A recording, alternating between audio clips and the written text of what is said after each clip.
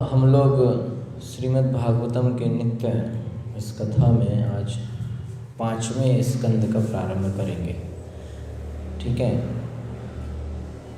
5वां स्कंद पिछली कथाओं में हमने चतुर्थ स्कंद तक कंप्लीट किया था। अब हम 5वें स्कंद से आज चालू करेंगे। 5वें स्कंद में शुरुआत में महाराज प्रियव्रत का चरित्र का वर्णन आता है। तो हमने चर्चा किया था चतुर्थ स्कंद के अंतिम अध्याय 31वें अध्याय में कि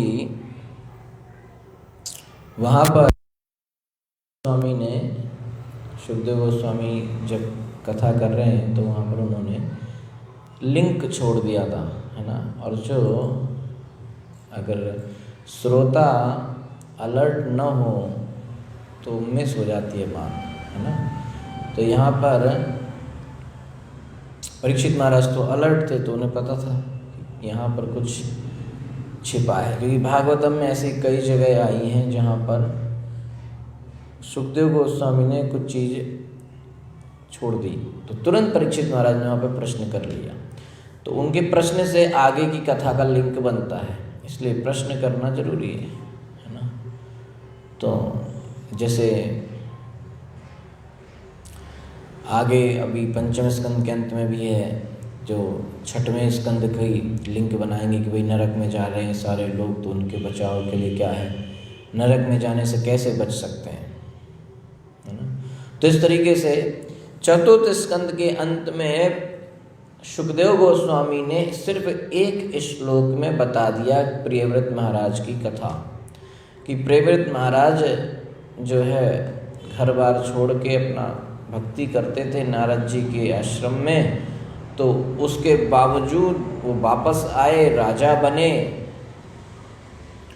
और घर गृहस्थी संभाली, सब कुछ किया और अंत में भगवत धाम चले गए, है ना।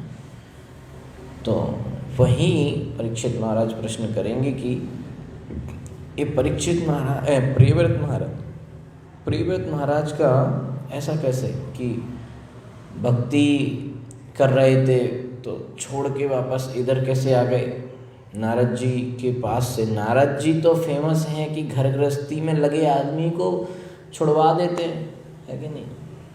और आप कह रहे हैं कि वापस उनके पास से वापस कोई कैसे आ सकता है। तो एक तो ये समझाइए क्यों वापस आए, ऐसा क्या अर्जेंट ज़रूरत था। दूसरा ये बताइए कि आप कह रहे हो वापस आए, घर गृहस्थी सब किया, उसके बावजूद भी भक्ति में भगवत धाम की प्राप्ति की। घर गृहस्थी में लगा आदमी भगवत प्राप्ति कर जाए तो बहुत विचित्र बात है, कठिन बात है। तो ये कैसे हुआ, इसको जरा आप हमें विस्तार से बताइए। क्योंकि दूसरा भाई उत्तानपाद की कथा तो आपने इतने पूरा चतुर्थ स्कंद निकल गया उसमें, तो इनकी भी कथा थोड़ा विस्तार से बताइए। तो वही 5वें स्कंद में चलेगा। और जो एक वहाँ पे प्रचेताओं के पुत्र दक्ष के बारे में थोड़ा बता के वहाँ छोड़ दिया, तो वो दक्ष के बारे में प्रश्न आएगा 6वें में कि वो दक्ष का क्या हुआ था, है ना, 6वां स्कंद में। ठीक है, तो 5वां स्कंद में जो है हम लोग प्रारंभ करेंगे इस तरीके से। 5वां स्कंद में पहले प्रियव्रत महाराज के चरित्र का वर्णन आएगा और प्रियव्रत महाराज ने क्या क्या एक्टिविटीज़ की उस सारा वर्णन। और उसके बाद जो पहला भाग है 5वें स्कंद का, उसमें तो प्रियव्रत महाराज और उनके वंश का वर्णन, भरत महाराज की कथा, ये सारा सब उसमें ही आने वाला है। और दूसरे भाग में जब उनका वंश का वर्णन हो जाएगा तो वहाँ पर प्रश्न आएगा कि आप हमको ये बताइए कि प्रियव्रत महाराज की कथा में आपने बताया कि उन्होंने सूरज के समान अपना रथ घुमाया और 7 बार किया, पूरे भूमंडल को 7 द्वीपों में और 7 महासागरों में बांट दिया। तो वो जम्बू द्वीप, लक्षद्वीप, ये सब केतु मालद्वीप, ये सब जो बने, तो उनका हमको आप वर्णन बताइए। तो जम्बू द्वीप का वर्णन और भूगोल, भूमंडल का वर्णन आएगा अगले 15-16 अध्याय के बाद। ये सब चालू हो जाता है।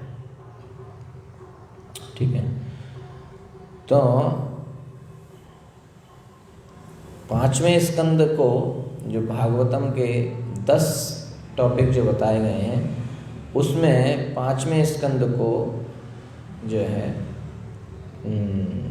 स्थान है ना, अत्त सर्ग विसर्गश्च स्थानम पोषणम ऊतिया मनवंतर ईशानुगता स्थान मुक्तिर आश्रया है ना। तो ये 10 टॉपिक भागवतम के हैं। उनमें जो 5वां स्कंद है वो स्थानम, किसको भगवान ने कहाँ इस जगह दिया। वैसे तो सब में सब कुछ आता है, पर अगर वैसे देखें तो 5वें स्कंद में क्या वर्णन है, स्थानम। तो 5वें, और अगर जब हम भागवतम को शास्त्रावतार बताया गया है कृष्ण का, भागवतम और कृष्ण अलग अलग नहीं है ना, तो उसको हिसाब से देखेंगे तो भागवतम को भगवान का नवल नाभि, 5वें स्कंद को भगवान का नाभि समझा गया है। ठीक है,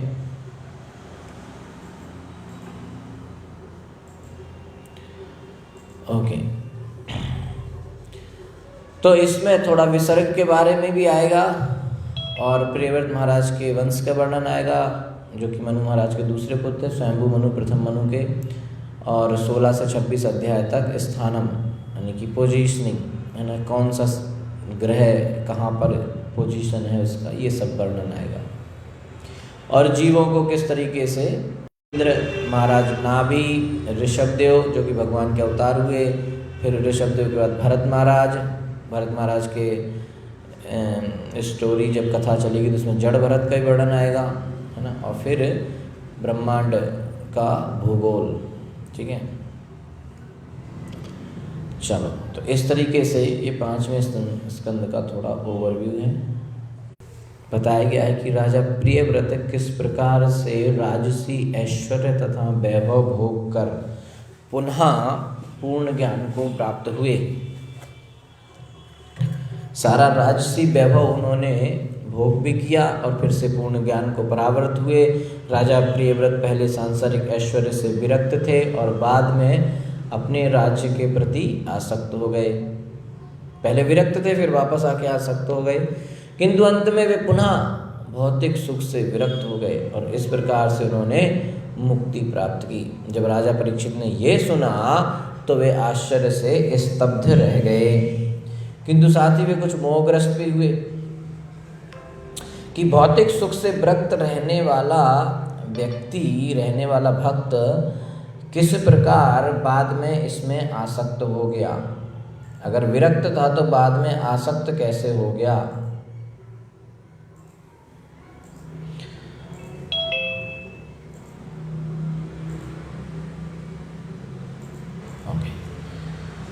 तो इस प्रकार विस्मित होकर उन्होंने सुखदेव गोस्वामी से इसके विषय में प्रश्न किया।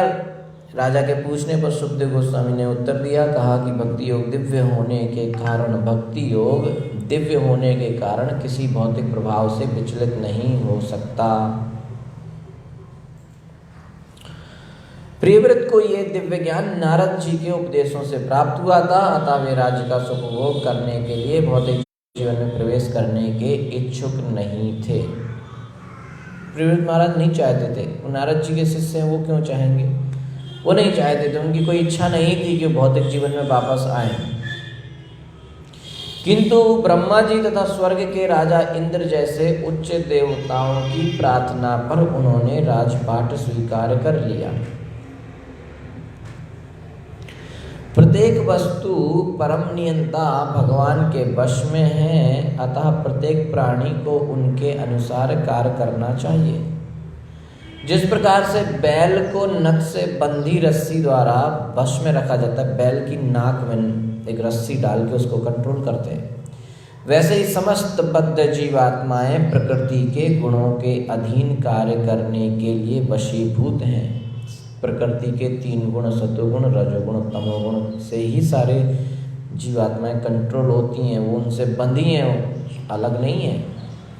अतः हमको भले लगे कि हम स्वतंत्र हैं, लेकिन सारे प्रकृति के माया के कंट्रोल में हैं। अतः सभ्य मनुष्य वर्णाश्रम धर्म के अनुसार कार्य करता है, यहाँ तक कि किसी को भौतिक जीवन में भी कर्म करने की स्वतंत्रता नहीं है।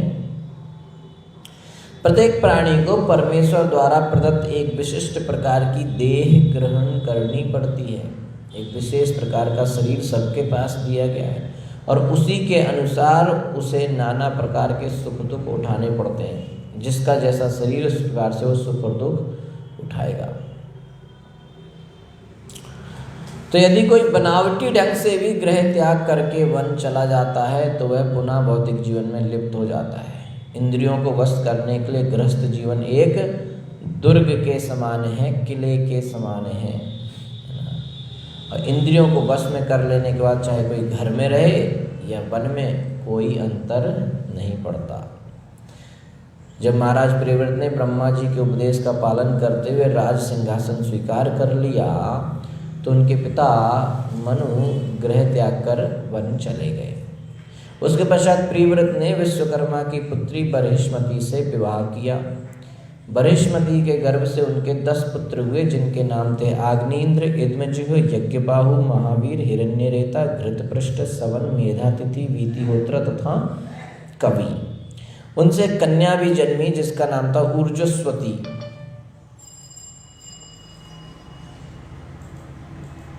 महाराज प्रियव्रत अपनी पत्नी तथा परिवार के साथ कई हजार वर्षों तक जीवित रहे।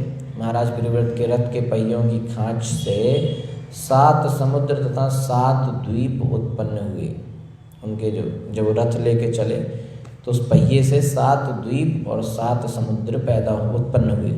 प्रियव्रत महाराज के 10 पुत्रों में से 3 ने संन्यास ग्रहण कर लिया। इनके नाम थे कवि, महावीर तथा सवन। और बचे हुए शेष 7 पुत्र 7 द्वीपों के राजा हुए। 7 द्वीप बन गए, पूरे भूमंडल के राजा थे, उसमें 7 द्वीप बन गए तो 7 द्वीपों के एक एक सबको दे दिया भाई। ठीक है, तो महाराज प्रियव्रत के 10 पुत्र थे, 7 को 7 द्वीप मिल गए एक एक, और 3 सन्यासी हो गए। अपना सही सिस्टम था। ठीक है, कोई झगड़ा नहीं। महाराज प्रियव्रत के दूसरी पत्नी भी थी जिससे उत्तम, रैवत तथा तामस, ये 3 पुत्र हुए। आगे चल के इन सबों ने मनु की पदवी प्राप्त करी। आगे जाके यही मनु बनने वाले हैं, उत्तम, रैवत तथा तामस। प्रथम मनु स्वयंभु मनु, द्वितीय और फिर तीसरा, चौथा, 5वां, ये 3 मनु हैं, उत्तम, रैवत, तामस। फिर 6वां चाक्षुष। ठीक है, तो इस प्रकार सुखदेव गोस्वामी ने बताया कि महाराज प्रियव्रत ने किस प्रकार मुक्ति प्राप्त करी। श्लोक संख्या 1। ठीक है, तो इस अध्याय में 1 से पूरे जो है 41 श्लोक हैं और 1 से 4 श्लोक तक परीक्षित महाराज प्रश्न करते हैं प्रियव्रत महाराज के बारे में। ठीक है,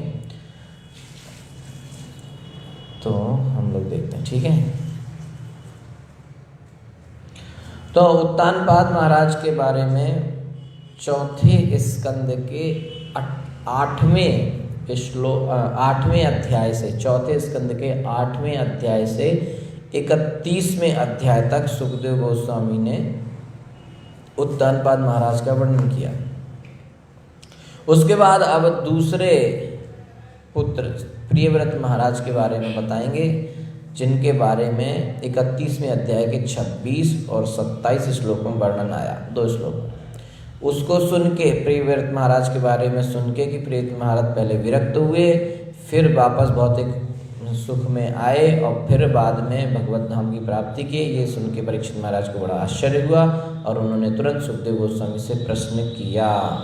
ठीक है, क्या प्रश्न किया? राजोवाच प्रियव्रतो भागवत आत्मा राम कथम मुने गृहे रमता यन्मूला कर्म बंध पराभव। प्रियव्रत राजा उवाच, राजा परीक्षित ने कहा, राजा प्रियव्रत भागवता परम भक्त, आत्म आराम, आत्म साक्षात्कार में रुचि रखने वाला, कथम क्यों मुनि, हे मुनि, गृहे घर पर अर्मत भोग किया, यतः मूल जिसे मूल कारण मानते हुए, कर्म बंध सकाम कर्मों का बंधन, पराभवा उद्देश्य की पराजय, राजा परीक्षित ने शुकदेव गोस्वामी से पूछा, हे मुनिवर, परम आत्मदर्शी भगवत भक्त राजा प्रियव्रत ने ऐसे गृहस्थ जीवन में रहना क्यों पसंद किया? कैसा गृहस्थ जीवन? जो कर्म बंधन सकाम कर्म का मूल कारण है। ग्रहे रमता यन मूलः कर्म बंध पराभवा। जो गृहस्थ जीवन जो कर्म बंधन का मूल कारण है तथा मानव जीवन के उद्देश्य को पराजित करने वाला है। तो प्रियव्रतो भागवत, ऐसे महान भक्त प्रियव्रत ने आत्मा रामा कथम मुने, आत्म साक्षात्कार में उनकी रुचि थी। आत्मा राम कथम, हे मुनि, क्यों कथम, क्यों उन्होंने ऐसे भक्त जो आत्मा राम, जो आत्म साक्षात्कार भक्ति में रुचि रखने वाले थे, परम भक्त प्रियव्रत महाराज ने क्यों गृहे रमता यन मूल, समस्त भौतिक जीवन का जो कर्म बंधन का जो मूल है, जो जड़ है, उस गृहस्थ जीवन को क्यों स्वीकार कर लिया? तात्पर्य कृष्ण कृपा श्री मूर्ति अभय चरणारविंद भक्ति वेदांत स्वामी श्रील प्रभुपाद जी के द्वारा। श्रील प्रभुपाद की भागवत के चतुर्थ स्कंद में श्री सुखदेव गोस्वामी ने बताया कि नारद मुनि ने प्रियव्रत को मानव जीवन के उद्देश्य के विषय में पूर्णतया उपदिष्ट किया था। मानव जीवन का उद्देश्य आत्म साक्षात्कार करने के पश्चात क्रमशः भगवान के धाम को वापस जाना है, मनुष्य जीवन का उद्देश्य है। मनुष्य जीवन का उद्देश्य भगवान की भक्ति करके भगवान के धाम जाना, यही उद्देश्य है। इसमें कोई दूसरी राय नहीं है, इसमें कोई दूसरा विचार नहीं है, किसी भी शास्त्र में पढ़ लें समझ लें। जब नारद मुनि राजा को इस संबंध में पूर्णतया उपदेश दे चुके थे, तो फिर उन्होंने भवबंधन के मूल कारण गृहस्थ जीवन में पुनः प्रवेश क्यों किया? तो महाराज परीक्षित अत्यंत विस्मित थे कि आत्म साक्षात्कार करने वाले तथा भगवान के प्रथम कोटि के भक्त राजा प्रियव्रत गृहस्थ जीवन में कैसे रहे। भक्त को गृहस्थ जीवन के लिए वस्तुतः कोई आकर्षण नहीं होता, किंतु आश्चर्य है कि राजा प्रियव्रत ने गृहस्थ जीवन का बहुत अधिक भोग किया। तो कोई ये तर्क कर सकता है कि गृहस्थ जीवन का भोग क्यों अनुचित है, क्यों सही नहीं है, गृहस्थ जीवन में भोग करना क्यों अनुचित नहीं? तो इसका उत्तर प्रभुपाद जी दे रहे हैं कि इसका उत्तर ये है कि गृहस्थ जीवन में प्राणी सकाम कर्म के फल से बंध जाता है। गृहस्थ जीवन का सार है इंद्रिय सुख, और जब तक मनुष्य इंद्रिय सुख प्राप्त करने की दिशा में मन को लगाता है, तब तक वह कर्म बंधन में कर्म फल से बंधा रहता है। सीधी सीधी बात। इंद्रिय भोग का मतलब कर्म बंधन, कर्म बंधन का मतलब वापस जन्म होना, क्योंकि जो कर्म का फल मिलना है वो तो लेने के लिए वापस आना पड़ेगा। आत्म साक्षात्कार के प्रति ऐसी अनभिज्ञता ही मानव जीवन की सबसे बड़ी पराजय है। प्रभुपाद जी बता रहे हैं, आत्म साक्षात्कार के प्रति ऐसी अनभिज्ञता, आत्म साक्षात्कार के बारे में ना जानना, गृहस्थ जीवन कर्म बंधन का मूल कारण है, इसको ना समझ पाना, विरक्ति, भौतिक चीज़ों से आसक्ति रखना, कृष्ण से आसक्ति ना रखना, भौतिक जीवन से विरक्ति ना होना, ये भौतिक बंधन कर्म बंधन का मूल कारण है। इस बात को ना जानना मनुष्य जीवन की सबसे बड़ी हार है, सबसे बड़ी पराजय है। ये मनुष्य जीवन स्पेशली विशेष रूप से कर्म बंधन से बाहर निकलने के लिए प्राप्त होता है, किंतु जब तक मनुष्य जीवन के उद्देश्य को भूलकर विस्मृत करता हुआ सामान्य जानवरों की जैसे आचरण, जैसे आहार निद्रा भय तथा मैथुन करता है, तब तक वह बद्ध जीवन में फंसा रहता है। क्योंकि जो मनुष्य जीवन जो मिला है, मनुष्य जीवन मिला है कि कर्म बंधन से बाहर निकलने के लिए। बाकी सारी योनियां 84 लाख योनियों में जो दूसरी योनि मनुष्य जीवन में जो कर्म किया, उसके आधार पर दूसरी योनियां मिलती हैं। तो उन योनियों में कोई कर्म में कोई वो नहीं होता, उसमें बस कर्म भोग रहा है आदमी। जो जीव है वो दूसरी योनियों में जाके कर्म फल को भोगता है, बस कर्म के हिसाब से उसको कुत्ता बनना था, बिल्ली बनना था, तो वो बन के उसे भोग रहा है। ठीक है, बाद में दूसरा मिलेगा, लेकिन वहां पे जैसे बिल्ली ने चूहे को खाया तो क्या उसको कर्म चढ़ेगा? क्या हत्या का? नहीं, उसको नहीं चढ़ेगा। इंसान ने चूहा खाया तो कर्म चढ़ेगा।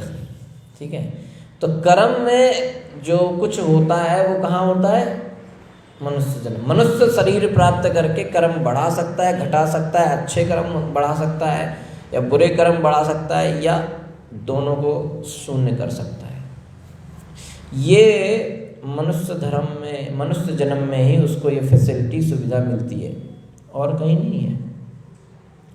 यानी कि मनुष्य जन्म जो है वो एग्जिट गेट है एक तरीके से, ये मान लें, है ना। जैसे अगर आपने कहीं शहरों में जो बिल्डिंग देखी हैं उनमें 10 फ्लोर ऊपर होते हैं और 10 फ्लोर नीचे होते हैं।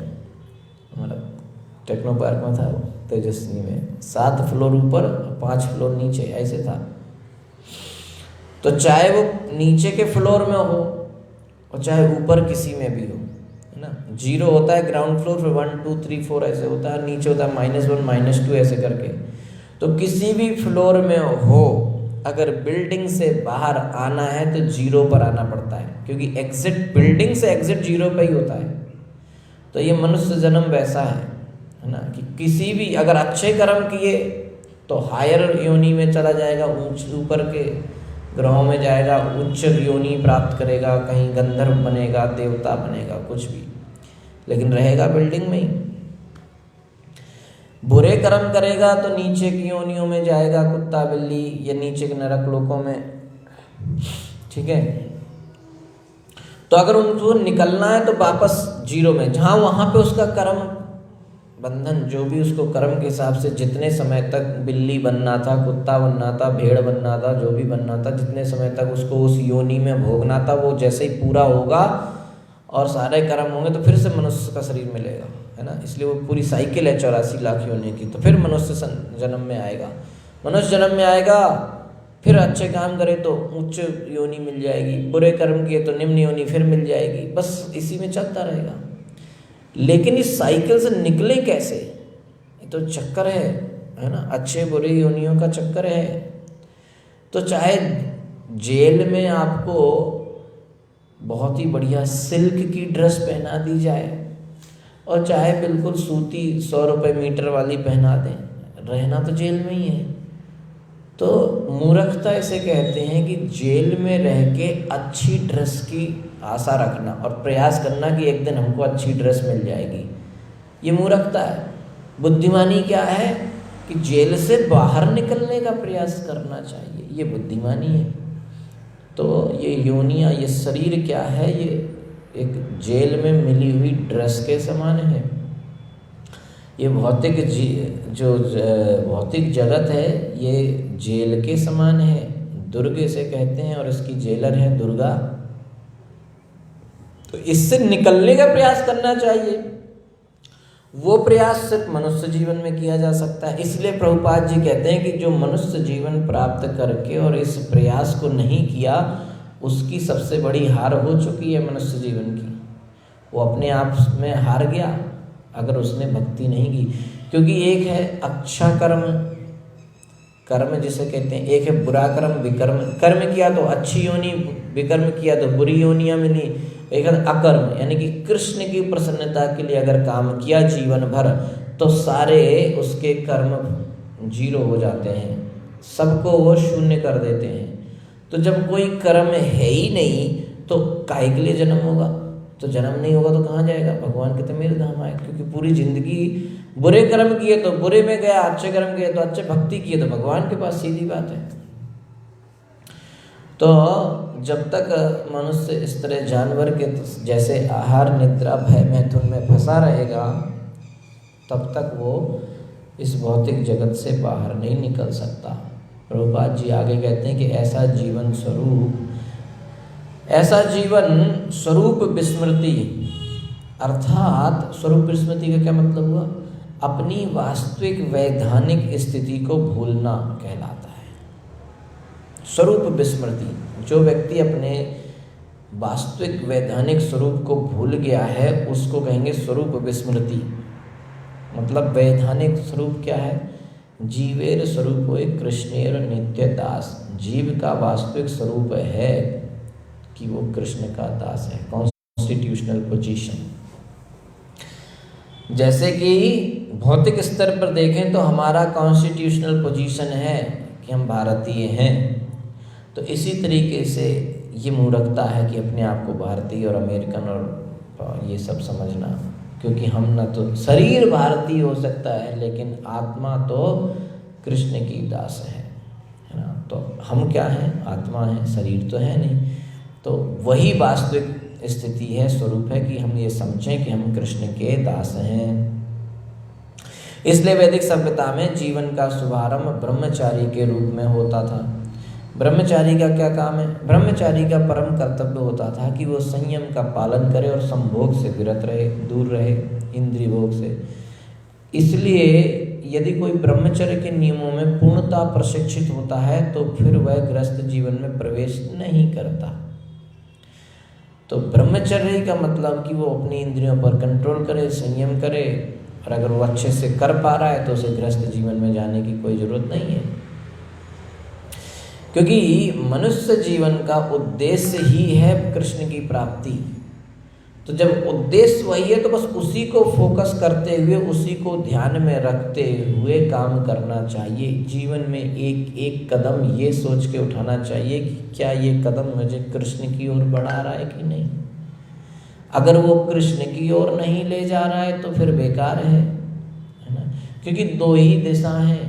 आपने कदम अगर हमने कहीं बढ़ाना है तो या तो वो कृष्ण की तरफ बढ़ेगा या वो कृष्ण से दूर बढ़ेगा। दो रास्ते हैं, या तो इधर या इधर।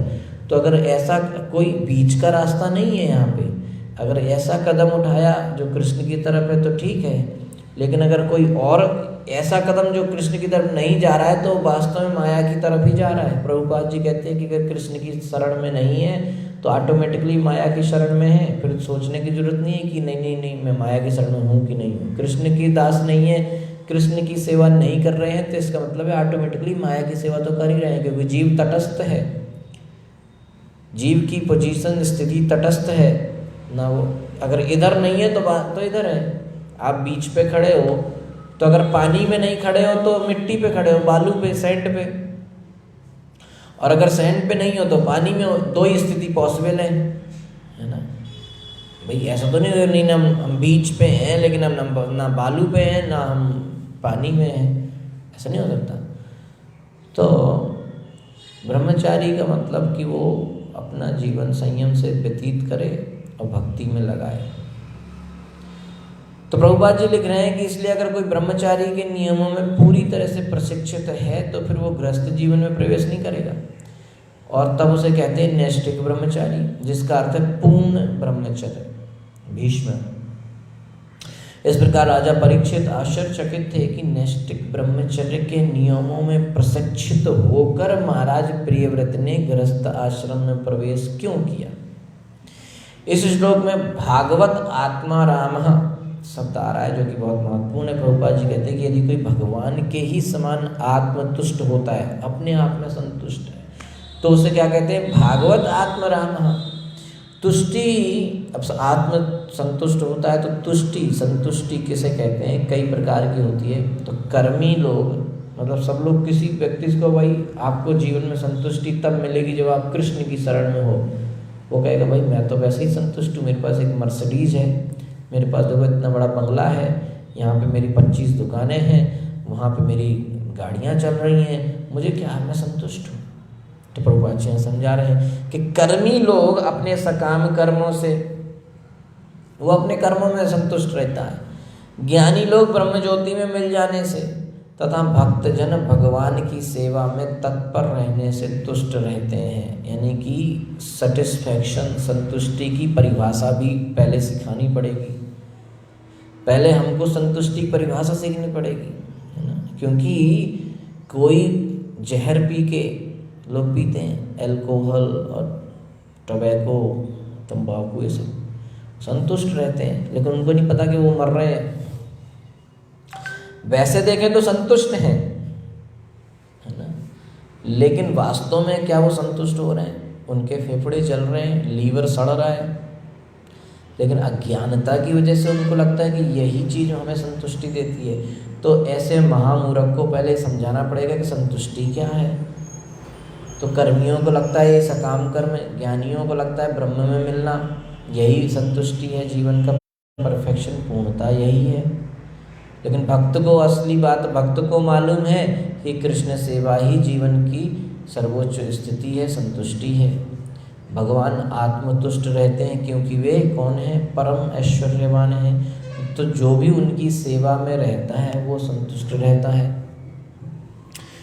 अगर हम किसी बड़े बिजनेसमैन की सेवा कर रहे हैं, किसी बड़े राजनीति, कोई बड़े आदमी की सेवा कर रहे हैं, तो हम कभी संतुष्ट नहीं हो सकते। क्यों? क्योंकि हम जिसकी सेवा कर रहे हैं वही संतुष्ट नहीं है। तो हमें क्या संतुष्टि देगा?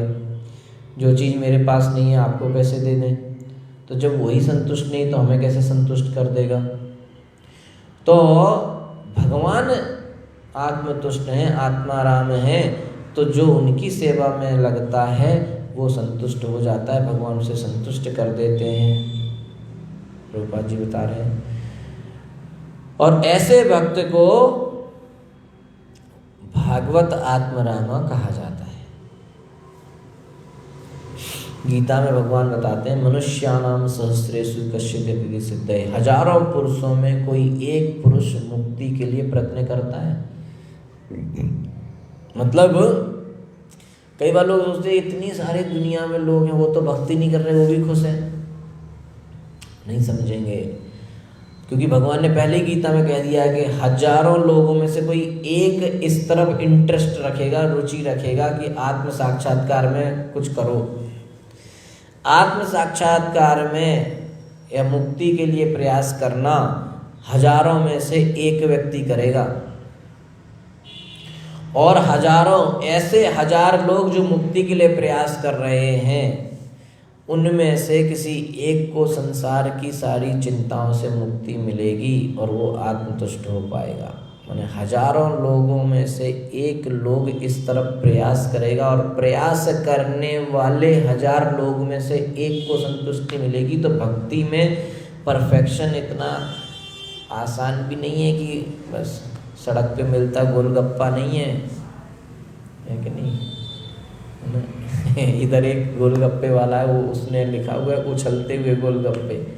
तो ये उछलते हुए गोलगप्पे नहीं है भगवान की भक्ति के, कोई भी जाके खरीद के खा जाओ, है कि नहीं? तो मनुष्यानाम सहस्र, हजारों हजार, मतलब बहुत रेयर है। इसलिए हमको समझना चाहिए कि हम लोग अगर आज भक्ति में लगे हैं तो कितनी रेयर चीज़ हमको मिल गई है। क्यों? प्रभुपाद जी के हित की कृपा से, है कि नहीं? तो किंतु ये तुष्टि भी अनंतिम तुष्टि नहीं होती। ज्ञानी तथा कर्मी सकाम होते हैं और योगी भी, किंतु भक्त निष्काम होते हैं। कृष्ण भक्त निष्काम अतएव शांत। कृष्ण भक्त को कोई कामना नहीं होती, इसलिए वो शांत रहता है। भगवान की सेवा में जो तुष्टि होती है उसे अकाम कहते हैं, और यही परम तुष्टि है। मुक्ति परम संतुष्टि नहीं है। भगवान ब्रह्म में मिल जाना, उससे भी बढ़कर चीज है कृष्ण की सेवा में लगना। इसलिए महाराज परीक्षित यहाँ पर जिज्ञासा कर रहे हैं कि जो परम पद पर रहकर पूर्ण संतुष्ट रहा हो, वो गृहस्थ जीवन में कैसे तुष्ट हो सकता था? क्योंकि वो तो नारद जी के साथ भक्ति करने वाले परम तुष्ट प्रियव्रत महाराज, वो वापस गृहस्थ जीवन में आए तो कैसे संतुष्ट रह सकते थे? तो इस श्लोक में आगे आगत पराभाव शब्द भी उल्लेखनीय है। जब कोई पुरुष गृहस्थ जीवन में तुष्ट रहता है तो वह अभागा होता है। प्रभुपाद जी कहते हैं उसको दुर्भाग्यशाली व्यक्ति कहते हैं। अगर कोई व्यक्ति गृहस्थ जीवन में है और वो कहे भाई अपनी गृहस्थी बहुत अच्छी चल रही है, बड़ा सुख है, कोई दिक्कत नहीं है, तो ये सबसे बड़ा दुर्भाग्य तेरा। तो कोई कहे कि भाई किसी की पत्नी बड़ी अच्छी उसकी सेवा करती है, बहुत सुंदर है, बहुत बढ़िया पत्नी उसको मिली है, तो ये बहुत बड़ा दुर्भाग्य है उसका। दुष्ट पत्नी मिलना अच्छा है, ऐसा क्यों? तो प्रभुपाद जी का विवाह हुआ तो प्रभुपाद जी का पत्नी उनका नहीं बन रहा होगा, तो उन्होंने अपने पिताजी से कहा ये अच्छी पत्नी नहीं है, हमको दूसरा शादी कराओ। तो प्रभुपाद जी के पिताजी ने कहा कि भाई बेटे, ये भगवान की असीम अहेत की कृपा तुम्हारे ऊपर हो गई है कि तुमको ऐसी बेकार पत्नी मिली है।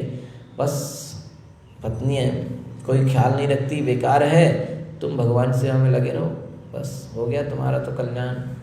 तो प्रभुपाद जी ने कहा ये तो बढ़िया आइडिया है भाई। तो बस प्रभुपाद जी कृष्ण सेवा में लग गए। तो जो यहाँ प्रभुपाद जी लिख रहे हैं कि जो गृहस्थ जीवन में संतुष्ट रहता है वो बहुत बड़ा अभागा है। मतलब कोई सोचे कि यार बड़ा मेरा गृहस्थी का जीवन बड़ा अच्छा चल रहा है, तो उसको लगता है कि बहुत अच्छा चल रहा है, बड़ा अच्छा भगवान कृपा है, सौभाग्य मेरा है ना, सौभाग्यवती मेरे जीवन में आई है, मेरा सौभाग्य। उसको नहीं पता कितना बड़ा दुर्भाग्य हो गया है ना। वो विवाह के इनविटेशन में लिखवाते हैं ना, सौभाग्य कांक्षी, वो तो सौभाग्य कांक्षी है, लेकिन तेरा दुर्भाग्य होने वाला है बेटे, है कि नहीं। तो प्रभुपाद जी लिख रहे सबसे बड़ा अभागा है, क्योंकि ईश्वर के साथ अपने संबंध को भूल चुका है भाई तू अपने। और आजकल तो ऐसा ही होता है, आज परम पिता कृष्ण उनको तो वैसे ही भूले पड़े हैं।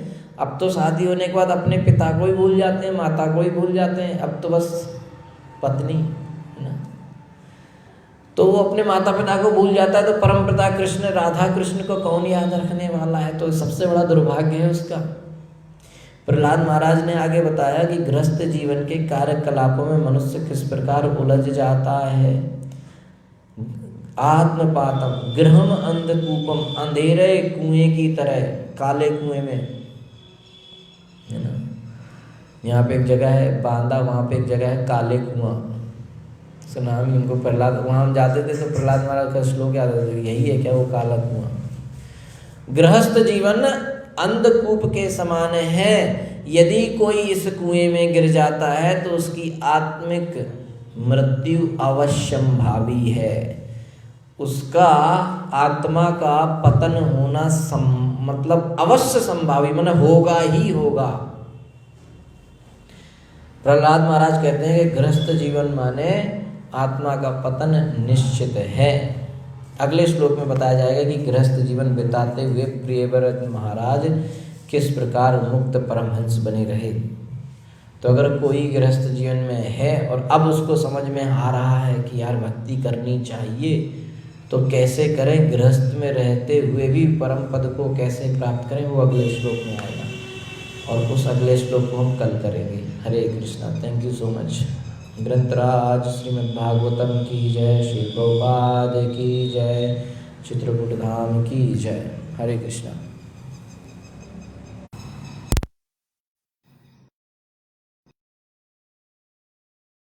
पूछ सकते हैं।